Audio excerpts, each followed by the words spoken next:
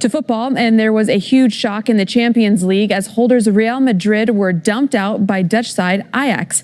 Madrid were going for a fourth straight title and were 2-1 up from the first leg, but they were thrashed 4-1 in Spain, their biggest ever margin of a defeat in a home European tie. And it's Ajax who go through to the quarterfinals. It's particularly embarrassing for Real's captain Sergio Ramos, who watched from the stands after deliberately getting booked in the first leg because he didn't want to miss more important games.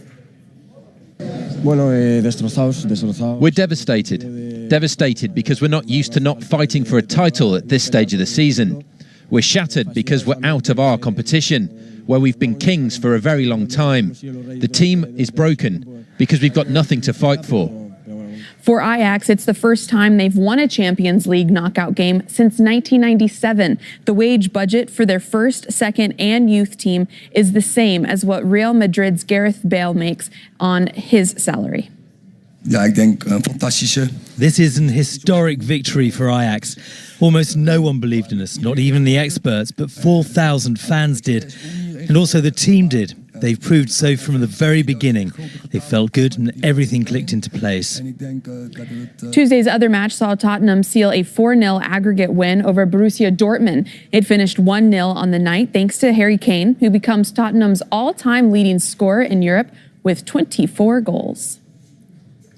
I told you he's one of the best strikers in the world, and of course the mentality and determination is fantastic. And of course I want to congratulate him for that achievement and congratulate Hugo because he's 100 clean sheet for Tottenham.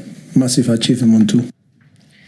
Two more games on Wednesday with Roma looking to hold on to their one-goal advantage against Porto. But the big one is between PSG and Manchester United.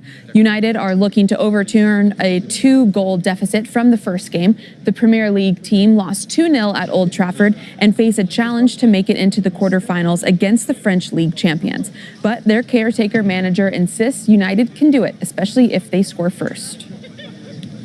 Never mission impossible. Of course, more difficult, but as I said here earlier, we've got to get the first goal, then anything can happen. Football is yes, it's a technical and tactical game, but it's also a mental game. Suddenly, goals always change games. And if we get the first one, we'll be believing even more. So, and they might start doubting themselves. So, but it's important that we get the first one. England's women team dominated Japan to win the 2019 She Believes Cup in Florida. It finished 3-0 in the final. Lucy Staniforth scored the first goal for England. Karen Carney then headed it to make it 2. And Beth Mead completed the victory with the third, all before halftime. It's the first time that England have won the She Believes Cup. It may be a friendly tournament, but no doubt a great confidence boost ahead of the Women's World Cup coming up this summer in France.